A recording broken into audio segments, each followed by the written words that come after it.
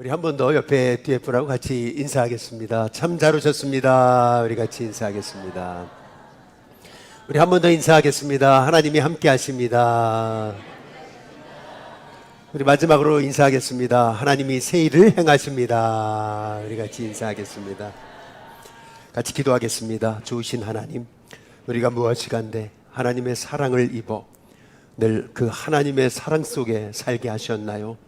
오늘도 그 하나님의 뜻 가운데 벗어나지 않게 하시려고 말씀의 자리, 예배의 자리로 우리를 불러 세우셔서 끊임없이 하나님은 우리에게 속삭이시며 말씀하시는 하나님이신 줄로 믿습니다.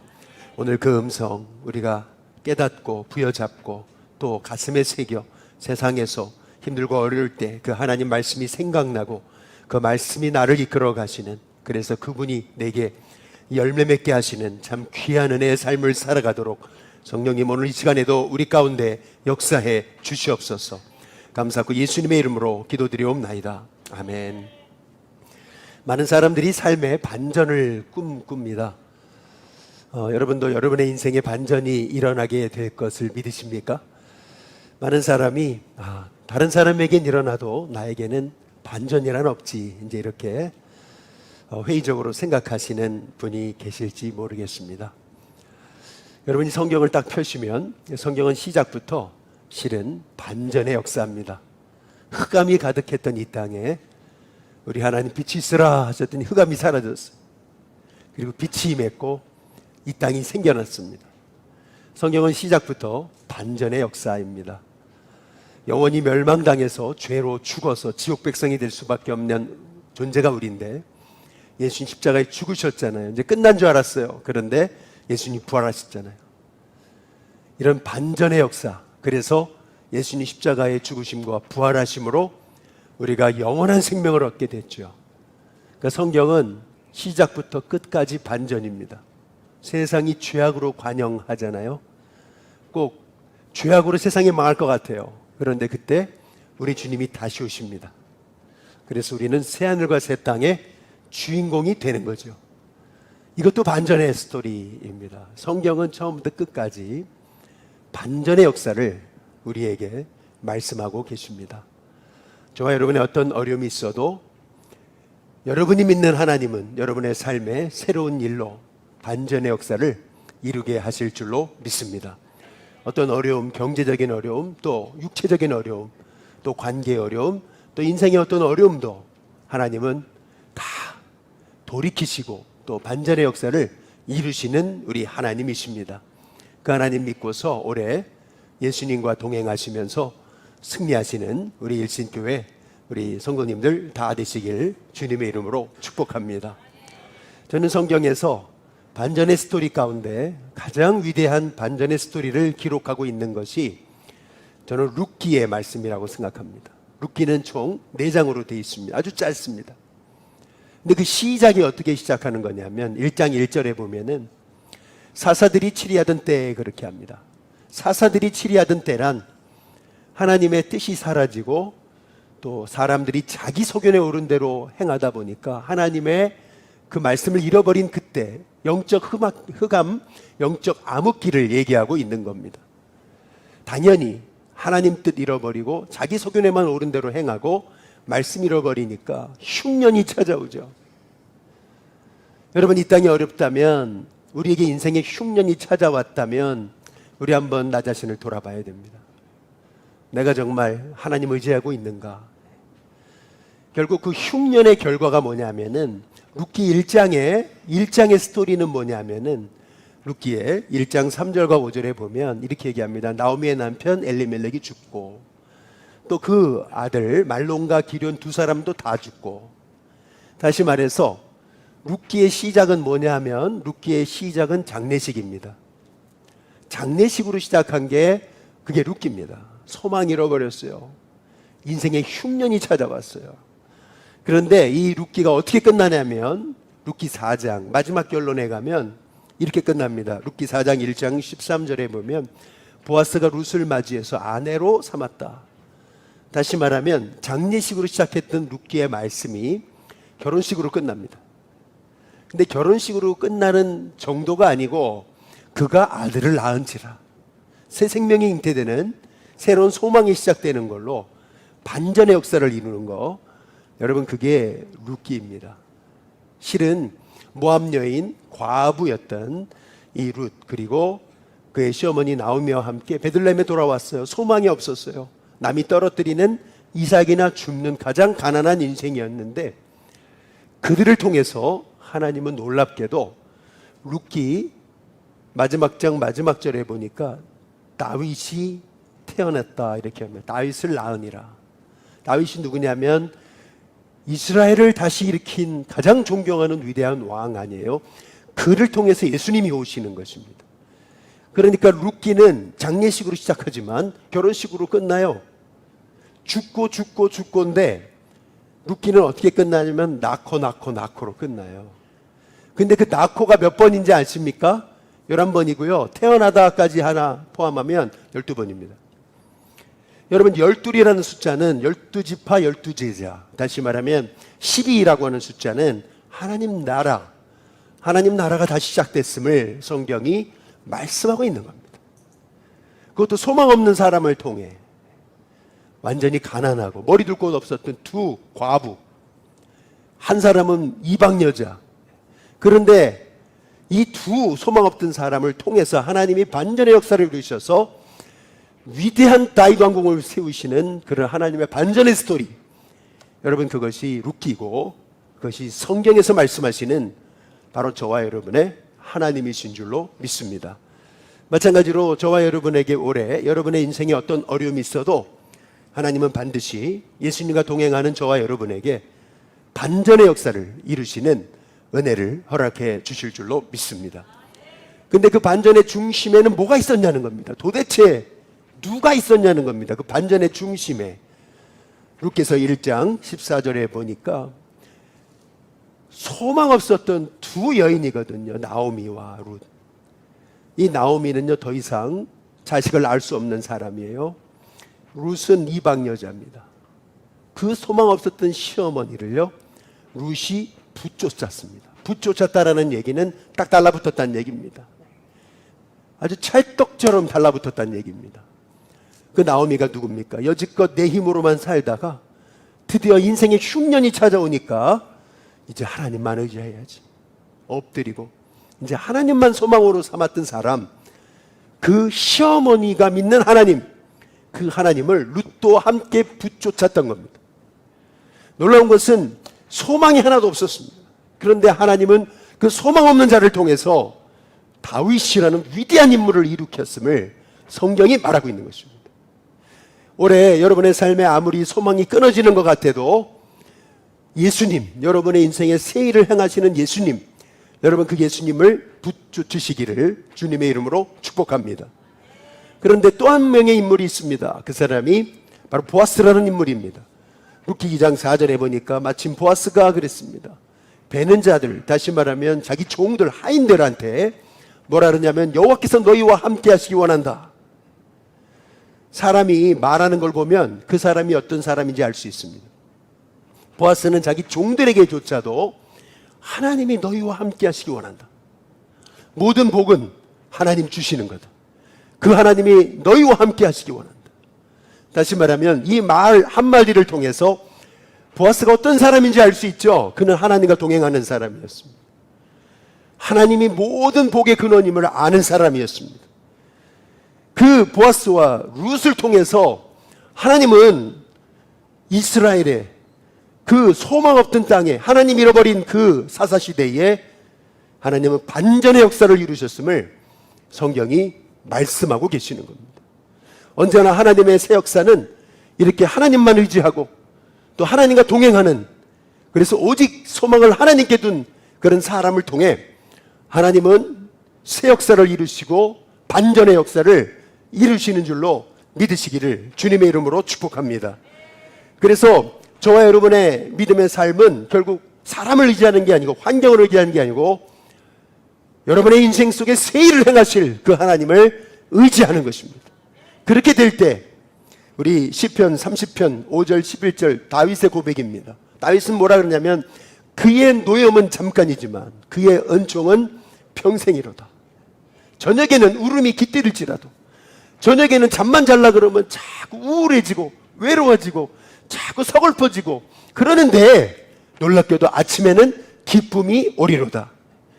결국 주께서 나의 슬픔이 변해서 내게 춤이 되게 하시고 또 나의 베옷을 슬픔을 벗기고 기쁨으로 띠띠우셨나이다. 여러분, 이 고백이 저와 여러분에게 있게 하실 줄로 믿습니다. 슬픔이 변하여 춤이 되게 하시는 하나님, 하나님과 함께 춤추게 하시는 하나님, 모든 슬픔을 다 벗어던지고 기쁨으로 옷 입게 하시는 주님, 여러분, 그분이 바로 여러분과 저의 하나님이신 줄로 믿습니다. 그래서 이제는 오직 주님을 의지하는 걸로 여러분의 인생의 방향을 맞추시기를 주님의 이름으로 축복합니다. 그때 하나님께서 여러분의 삶에 놀라운 반전의 역사를 이루시는 은혜를 허락해 주실 줄로 믿습니다. 오늘 여러분 함께 읽으신 말씀이 실은 반전의 스토리입니다. 실은 이거를 영화화한다면 너무 스펙터클할 거예요. 계속 반전입니다. 얼마나 재밌는지 몰라요. 그냥 성경을 통해 읽으니까 그 반전이 잘 안 보이시죠? 근데 이걸 영화하고 그림으로 그리면 이거 계속 반전입니다. 어떻게 반전되는지 한번 보십시오. 사도행전 25장 7절에 보니까 바울이 재판석에 나옵니다. 그랬더니 예루살렘에서 내려온 유대인들 모두가 함께 바울을 혼자 가운데 놓고 둘러서가지고 여러 가지 중대한 일을 막 꺼내면서 막 고발합니다. 저자는 죽여야 된다. 살려두면 안 된다. 근데 능히 증거를 대지 못하잖아요. 그러니까 억지를 부립니다. 이자를 살려놨다가는 당신 총독도 당신 목도 당신도 어떻게 될지 모르는 것을 알기나 하라고 말이죠. 여러분, 당시에 총독들, 이 유대에 파견됐던 총독들은요, 가장 무서워했던 게 유대인의 폭동이었습니다.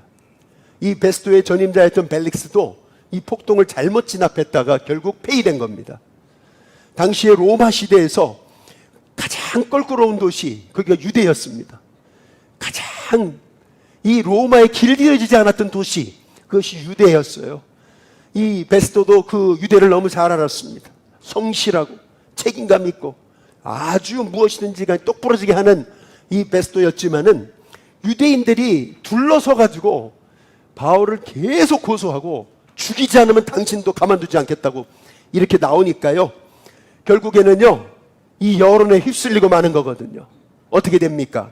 사도행전 25장 9절에 보니까 베스도가 유대인의 마음을 얻고자, 베스도도 어쩔 수 없었어요. 유대인에게 굴복합니다. 그래서 바울더러 묻습니다. 네가 예루살렘에 올라가서 이 사건에 대해서 내 앞에서 신문을 받으려느냐?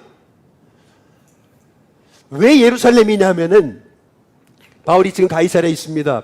예루살렘까지 한 100km 걸립니다. 그러면 가는 동안 하루 안 걸립니다. 더 걸립니다. 3, 4일 걸립니다. 그렇다면 바울이 잘 때 막사에서 자겠죠. 그러면 몰래 거기에 침투해 들어가서 바울을 암살시켜버리든지, 아니면 예루살렘에 가서 재판을 받게 되면은 로마에서는 배심원들이 있습니다. 근데 그 배심원들이 다 사내들인 공의회 의원들입니다. 다 유대인 편입니다. 바울 편이 한 사람도 없습니다. 그러니까 결국 예루살렘에 가서 법정에 서게 되면은 결국 누명을 쓰고 죽을 수밖에 없는 그 신세가 바울이었던 거죠. 결국 이 베스도도 어쩔 수 없이 유대인의 말에 결국은 그 말을 승낙하고 받아들여서 바울에게 예루살렘에 올라가서 재판을 받겠느냐. 여러분, 총독이 지금 총독의 권한으로 바울에게 말합니다. 나 못합니다. 나 안 합니다. 그러면 거기에서부터 명령의 불복종으로 거기에서부터 죄를 그를 뒤집어 씌울 수 있었던 겁니다. 근데 놀랍죠? 그때 아무도 생각해내지 못한 영적 반전이 일어납니다. 그 반전이 뭡니까? 사도행전 25장 11절에 보시면 아무도 생각해내지 못했던 한마디를 바울이 하게 되는 겁니다. 그게 뭐냐면, 만일 내가 무슨 불의를 행해서 죄를 지었다면 내가 죽기를 사양하지 않겠다. 그러나 만일 이 사람들이 나를 이렇게 고발하는 것이 다 사실이 아니면, 다 거짓이면 아무도 나를 그들에게 대어줄 수 없다. 그러면서 바울이 뭐라 하냐면, 내가 가이사께 상소하노라. 여러분, 로마 시민들은요 죄가 밝혀지지 않는데 정죄할 수 없습니다. 반드시 로마는 로마인을 보호하게 되어 있었습니다. 바울은 그 법을 이용해서 아직 내가 모든 게 판결이 나지 않았는데 나를 저들에게 내주는 것은 불법입니다. 그러면서 바울이 했던 것은 뭐냐면 내가 가이사 황제 앞에 내가 재판받기 원합니다. 놀랍게도요, 바울은요, 이 사건을 통해서 유대인들이 바울을 죽이려면 죽이려고 할수록 로마는요, 바울을 보호하게 되는 그러한 영적인 반전의 역사가 일어난 겁니다. 아직 판결이 안 난 그러한 여러분 사람을요, 이 로마에서는요 끝까지 보호하게 돼 있었던 거예요. 그러니까요 결국 이 베스토도 이 바울을요 로마 황제에게까지 그렇게 인도할 수밖에 없는 상황이 되어버린 거죠. 얼마나 놀라운 반전인지 몰라요. 죽이려고 하는데 바울은 뜻밖의 사람에게 의하여 보호를 받게 되는 거예요. 여기는 음모를 꾸미는데 바울은 기가 막히게 그 문제를 풀어가는 거예요. 하나님이 저와 여러분에게 인생의 어떤 어려움을 만나도 그렇게 하나님이 놀랍게 여러분의 삶을 반전시키시는 은혜가 있게 되시기를 주님의 이름으로 축복합니다. 여러분 한번 잘 보세요. 바울이 자기 그냥 스스로 로마로 가려고 여기서 풀려났더라면 유대인들이 대거 달려들어서 바울을 죽였을 거예요. 그런데 놀랍게도 로마가 그를 보호해 주잖아요. 아직 판결이 안 난 그러한 미결수입니다. 그러니까요 로마가 그를 보호할 수밖에 없는 거예요. 그러니까 로마가 그를 철통같이 지켜주는데 누가 바울을 해할 수가 있었겠느냐. 여러분 이 모든 이 사건, 어찌 보면 억울하게 보이는 이 사건을 통해서도 하나님은 바울에게 지금 새 일을 행하시는 것을 여러분이 보아야 될 줄로 믿습니다. 저와 여러분에게 우리가 계획하지 않은 건데도 하나님은 놀랍게 여러분에게 새 일을 행하시는 올해 2024년도 되게 하실 줄로 믿습니다. 그런데 오늘 이 말씀을 통해서 더 놀라운 반전이 일어납니다. 기가 막힌 반전이 일어납니다. 사실 오늘 이 말씀이 핵심입니다. 베스토라는 사람은 아주 성실하고 책임감이 있는 총독입니다. 전임자 벨릭스하고는 차원이 다른 인물입니다. 근데 문제가 생겼잖아요. 바울이 가이사 이 로마 황제에게 소위 대법원에까지 가겠다 선언했잖아요. 그러니까 그를 보호해주고 그를 로마 황제까지 데리고 가야 되는데 문제가 생겼어요. 그게 뭐냐면 죄인을 보내려면 죄에 대한 사유가 있어야 되는데 이 사람이 무슨 죄 때문에 로마 황제 앞에 서게 됐다, 사유서가 있어야 되는데 베스토가 볼 때 바울의 죄는 하나밖에 없는 거예요. 그게 뭐냐면 예수님 부활하셨다, 그 복음을 전한 것밖에 없는 거예요. 죄수가 아닌 거예요. 너무 고민에 빠졌습니다. 이 문제를 어떻게 풀어야 되나. 그런데 베스토 총독이 새로 부임한 얘기를 듣고 갈릴리와 베레아를 통치하고 있던 아그리빠 왕이, 이 헤롯 왕이 이 베스토를 아레나로 옵니다. 아레나로 왔으니까 여러 잔치를 벌였겠죠. 그런데 며칠 후 드디어 베스토는요 아그리빠에게 자기의 마음의 고민을 털어놓습니다. 벨릭스라는 전임 총독이 바울이라는 죄수한 사람을 가둬놨는데 아무리 신문에 봐도 죄가 없다. 그런데 그가 로마 황제 앞에서 재판을 받기를 청했다. 로마법에 의하면 미결수를 정죄하고 사람들에게 내줄 수는 없고 그가 로마 황제에게 상소했다면은 로마 황제 앞에 서야 되는데 로마 황제 앞에 그를 보내려면 사유서가 있어야 되는데 죄에 대한 사유가 없다. 당신이 좀 만나가지고 이 사람의 죄가 뭔지를 좀 밝혀낼 수 있느냐. 근데 놀랍게도 사도행전 25장 22절에 보면 이렇게 얘기합니다. 아그리빠가 베스토에게 말하죠. 나도 이 사람의 말을 듣고자 하노라. 그랬더니 베스토가 뭐라 하냐면 옳거니 내일 당장 들으실 수 있습니다. 내일 당장 시간을 열겠습니다. 이제 그렇게 됐던 거죠. 여러분 우리가 여기서 이 아그리빠가 누군지를 여러분이 좀 아셔야 됩니다. 아그리빠는 누구냐면 헤롯 대왕의 증손자입니다. 여러분, 헤롯 대왕이 누구냐면 예수님 태어나셨을 때 예수님을 죽이려고 했던 그 헤롯입니다. 또 이 아그리빠의 큰아버지는 누구냐면 예수님 십자가에 죽으시기 전에 예수님을 신문했던 그 헤롯이 아그리빠의 큰아버지입니다. 그리고 이 아그리빠의 아버지 아그리빠 1세는 누구냐면 야고보를 순교시킨 사람입니다. 자기가 신인 줄 알고 착각하다가 충에 먹었다 그랬어요. 성경에. 이것이 요세푸스는 세균에 감염됐다 그랬어요. 그래도 그 사람이 그 자리에 즉사합니다. 그게 아그리빠입니다. 그 사람의 아들이 여기 아그리빠 2세입니다. 이 아그리빠 2세는요 헤롯 대왕의 마지막 씨입니다. 마지막 사람입니다. 그리고 헤롯 왕가는 씨가 말라버립니다. 그런데 더 놀라운 것은 이 아그리빠와 함께 나타났던 아그리빠의 부인 버니게는 누군지 아십니까? 이 버니게는요 헤롯 대왕의 증손녀입니다. 아니 뭔가 이상하지 않습니까? 아그리빠는 헤롯 대왕의 증손자고 버니게는 헤롯 대왕의 증손녀. 뭘 의미합니까? 둘이 남매입니다. 누나랑 동생이랑 결혼을 한 것입니다. 버니게는 실은 삼촌과 결혼했다가 그리고 다른 남자와 결혼했다가 그리고 이제 여기 아그리빠를 만난 것입니다. 훗날에는 유대를 짓밟아버린 로마의 티투스라고 하는 그런 장군과 결혼합니다. 이 두 사람은요 겉으로 봤을 때는 세상의 권세를 다 쥐고 있죠. 세상의 권세를 호령하고 있습니다. 그러나 그 속으로는 죄악이 가득했던 인물입니다. 근데 그 사람들한테 바울은 지금 복음을 전할 수 있는 기회가 생긴 것입니다. 여러분, 하나님의 말씀은 생명을 다시 태어나게 하는 능력이 있는 줄로 믿으시기를 주님의 이름으로 축복합니다. 믿음은 어떻게 생기는 거냐면요 내가 믿어야지 하고 생기는 게 아니고요 믿음은 뭐냐면요 믿어지는 것입니다. 이게 믿어지는 거예요. 어느 순간 십자가가 믿어지고 부활이 믿어지고 다시 오실 주님이 믿어지는 거예요.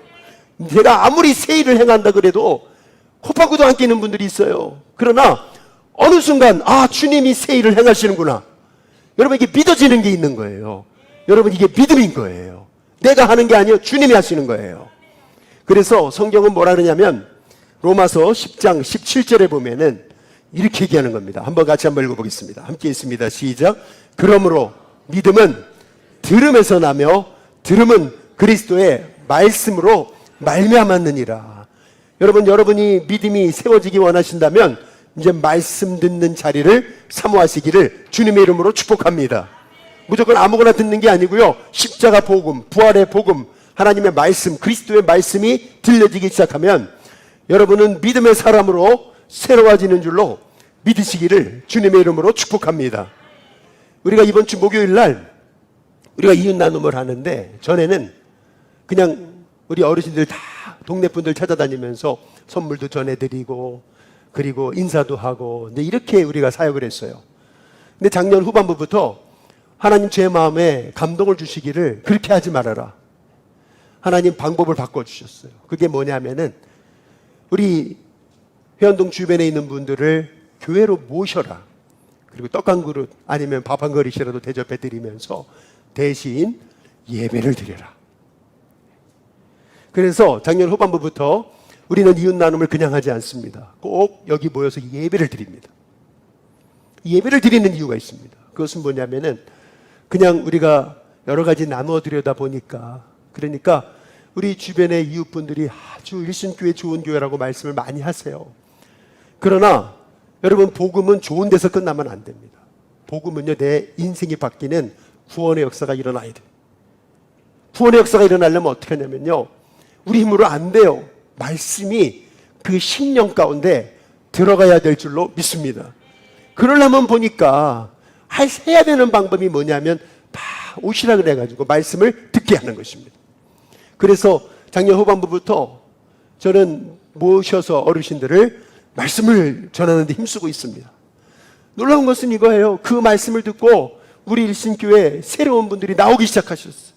뿐만 아니라 제가 여기 남대문을 지나가는데 동네 분이에요. 그런데 저를 딱 붙잡더니 목사님 그러면서 하는 말이, 우리 교회 나오지 않는 분이 아직 안 나오고 있습니다. 다른 교회 안 다니십니다. 안 믿는 분입니다. 근데 이분이 저를 붙잡고 그러는 거예요. 목사님 그때 하신 말씀 너무 좋았어요. 그러면서 처음부터 끝까지 딱 요약을 해버리더라고요. 야, 제가 그걸 보면서 어떻게 그걸 다 기억하시냐고 그랬더니 목사님 이러고 가더라고요. 제가 그래서 깨달았어요. 아, 안 듣는 게 아니구나. 반드시 하나님 말씀이 들려지면 내가 그냥 좋은 교회에서, 그냥 좋은 사람에서 내 생명을 살리는 교회로, 인생으로 우리가 바뀌어지는 은혜가 있게 될 줄로 믿습니다. 그래서 말씀이 들려져야 됩니다. 여러분, 이번에 우리가 이번 부활절 때 우리 3.3.1 총력전도 운동을 하는데, 여러분 주변에 여러분이 사랑하시는 한 사람입니다. 많은 사람도 아니야, 한 사람. 그 한 사람에게 우리 한 번만 교회 가자. 한 번만 어쨌든 와달라. 여러분, 그래서 같이 이 자리에서 여러분 말씀을 듣게 하시기를 주님의 이름으로 축복합니다. 여러분, 그러면 그분이 말씀 드릴 때, 아, 그렇구나, 하나님은 이렇게 행하시는구나 깨달아지고 알아지기 시작하면 믿어라 믿어라 해서 믿는 게 아니고요, 믿어지는 거예요. 그럼 믿어지는 역사가 저와 여러분 가운데 일어나기 시작할 때, 저와 여러분은 하나님이 주시는 사람으로 새로워지는 은혜가 있게 하실 줄로 믿습니다.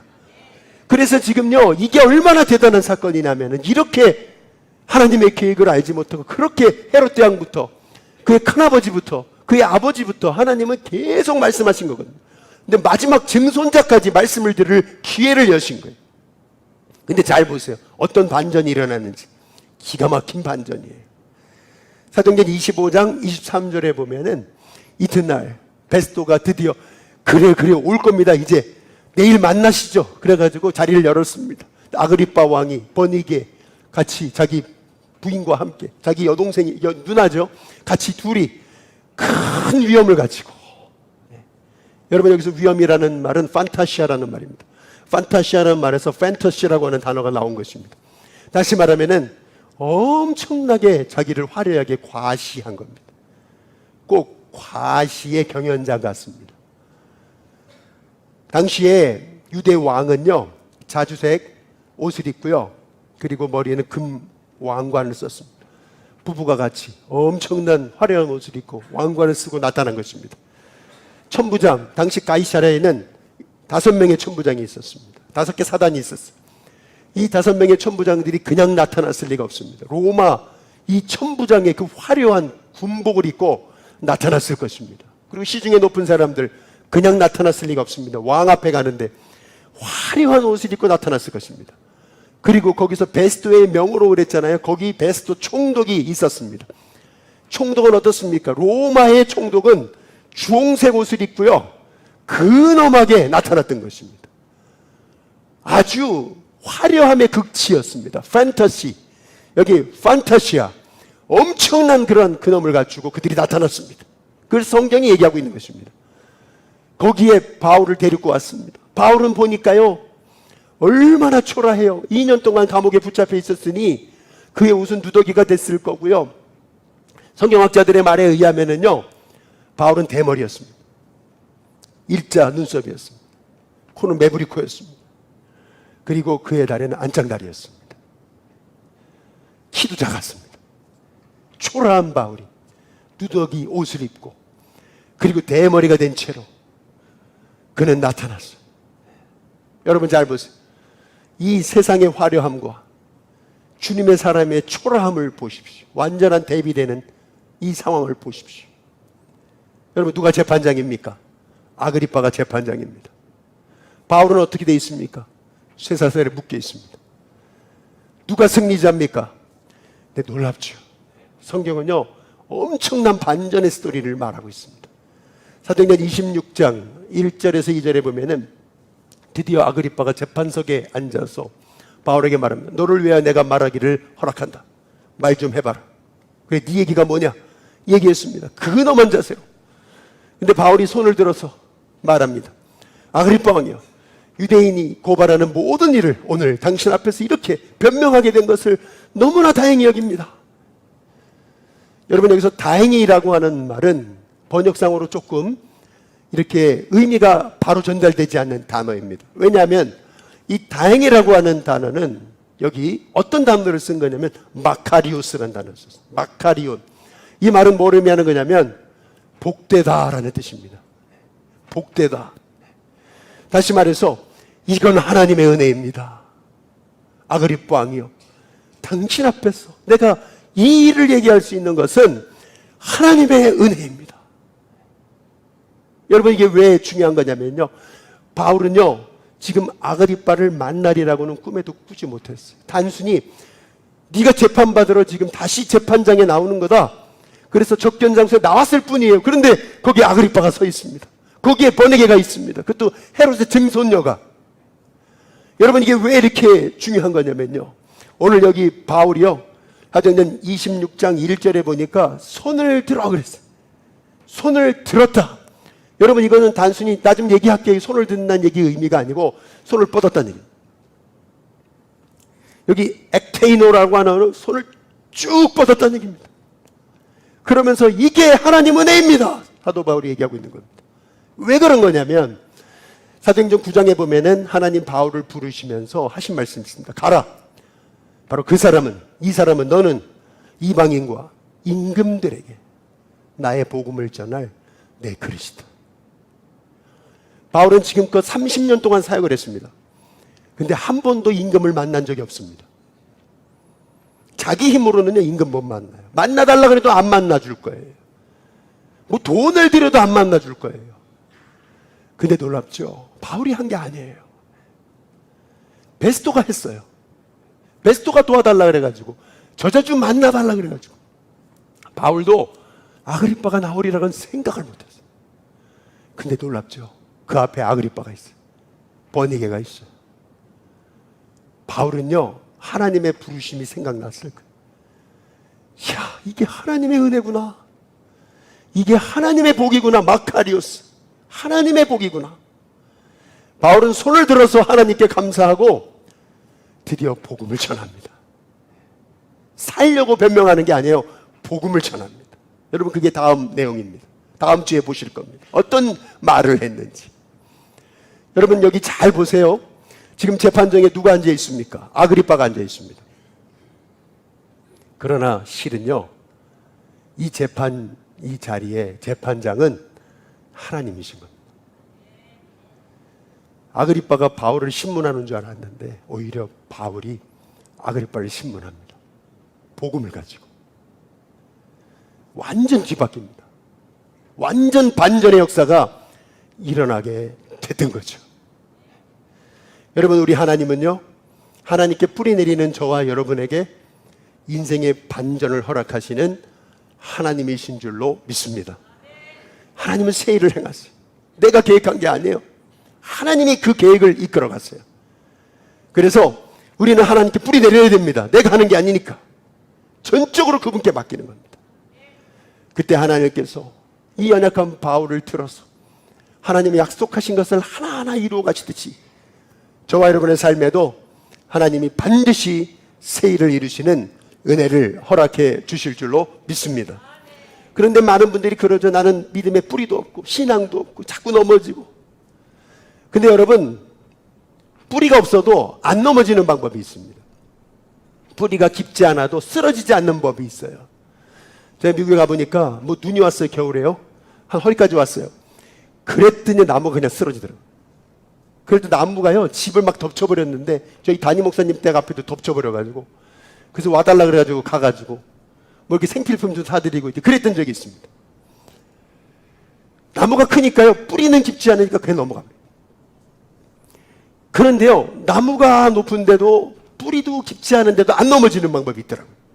그게 뭐냐면, 여러분 세콰이어 나무라고 아시죠? 메타세콰이어는요 100m 이상으로 나무가 자랍니다.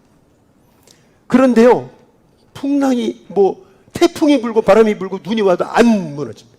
예를 들면 태풍이 아무리 허리케인이 몰려와도 안 넘어질 때가 있습니다.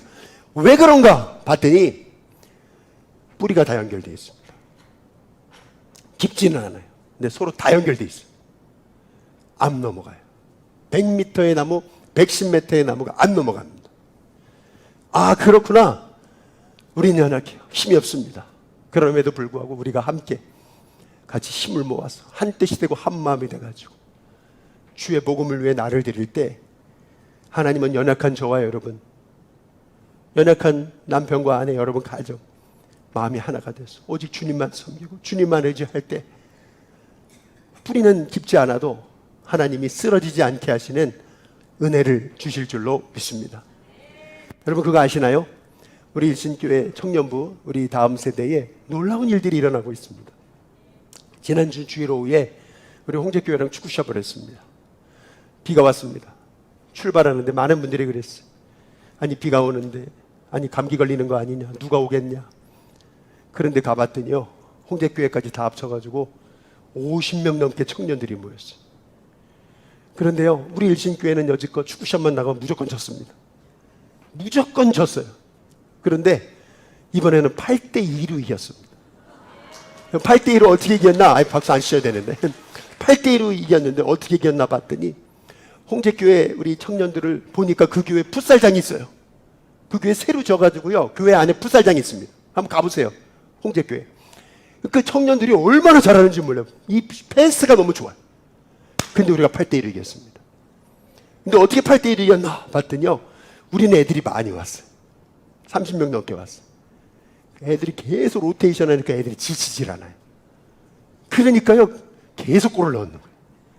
나중에는요, 끝나고 나서 가는데 어떤 청년한테 아유 수고했다 그랬더니 인사도 안 하더라고. 이게 축구더라고. 이게 보니까 지면은 울분이 터지는 거예요.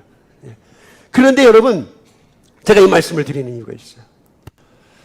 제가 보니까요, 이번에 우리가 3월 1일 날 3.1절 우리가 마라톤 대회를 나가는데 마목사님이 청년 몇 타고 나간다 그러더라고요. 그래서 제가 그랬어요. 아이, 그러지 말고 아예 마라톤 달리기 선교회를 만들어라. 그래가지고 기왕 이렇게 하는 거 사람들 초대하고 해가지고 달리기 선교회, 러닝 선교회를 만들어라. 그래가지고 이제 했어요. 몇 명이나 모일까? 여러분 이번에 20명 넘게 출전합니다. 여러분 그런데 어제는요, 우리 청년들이 또 달리기 연습한다고 모였는데 안 미는 아이들이 모았어요.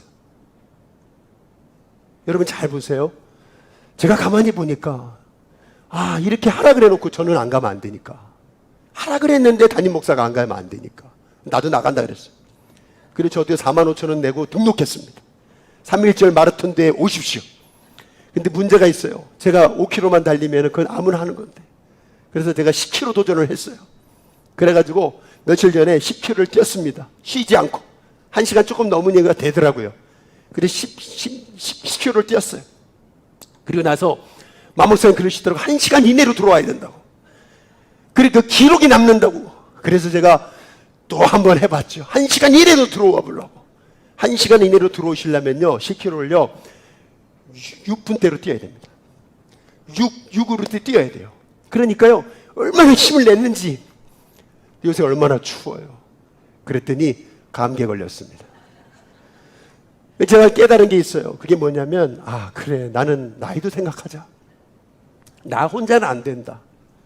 그래서 제가 생각한 게, 잘하는 우리 부목사님들 격려해가지고 그렇게 하게 만들어가지고 나는 옆에서 돈 주고 기도 주고 나는 그냥 참가만 하고 그래가지고 해보니까, 그래 당신이 더 잘해라. 네. 그런데 제가 그런 얘기를 했어요. 여러분 지난주에는 보니까 제가 몰래 이렇게 의자를 더 집어넣는데 보니까 이제 거의 앉을 자리가 없더라고요. 그런데 제가 마모사한테 그랬어요. 뭐라 하냐면, 여러분 10년 후면은요, 우리 감리교회가요, 자칫 잘못하다가는 군소교단이 됩니다. 젊은 사람이 없습니다.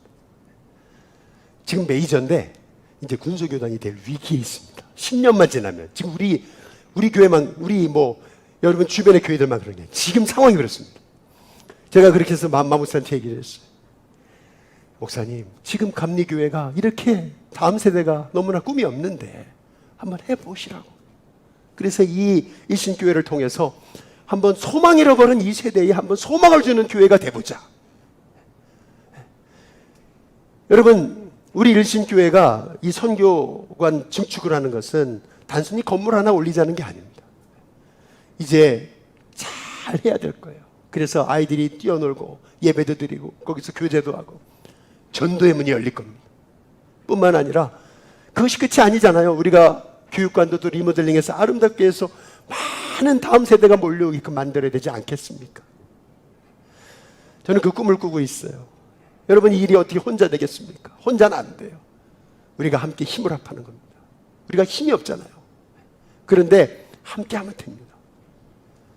정말 우리의 심령이 같이 뿌리를 우리 주님께 두고 같이 연결해서 한 마음이 돼서 나아가면 하나님께서 저와 여러분에게 새 일을 이루실 줄로 믿습니다. 그래서 제가 그랬어요. 난 뭐든지 하겠다. 뭐 탁구 선교회, 뭐 등산 선교회, 뭐든지 내가 다 하겠다. 그래서 어떤 것이든 사람이 모이고 젊은 세대가 모일 수 있는 거라면 내가 열심히 돕겠다. 여러분 한번 보세요. 하나님은요, 아무 씨도 뿌리지 않는데 어떻게 새 일을 이루십니까? 그렇지 않아요? 씨를 뿌려야죠. 저와 여러분요, 이제 부족하고 연약해도 함께 협력하면 하나님께서 반드시 우리 일신교회에 새 일을 이루실 줄로 믿습니다. 슬픔이 춤이 되게 하실 줄로 믿습니다. 배옷이 기쁨의 옷으로 바뀌는 은혜가 있게 하실 줄로 믿습니다.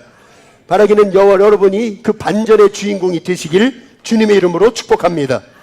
여기 바울처럼 예수님께 깊이 뿌리를 내리시기를 주님의 이름으로 축복합니다. 믿음의 뿌리가 약해도 괜찮습니다. 같이 연결하면 됩니다. 같이 힘을 합하면 됩니다. 한마음 한뜻이 되는 것입니다. 그럴 때 하나님께서 저와 여러분에게 또 우리 일신교회에 반전의 역사를 쓰시는 하나님의 은혜를 보게 될 줄로 믿습니다.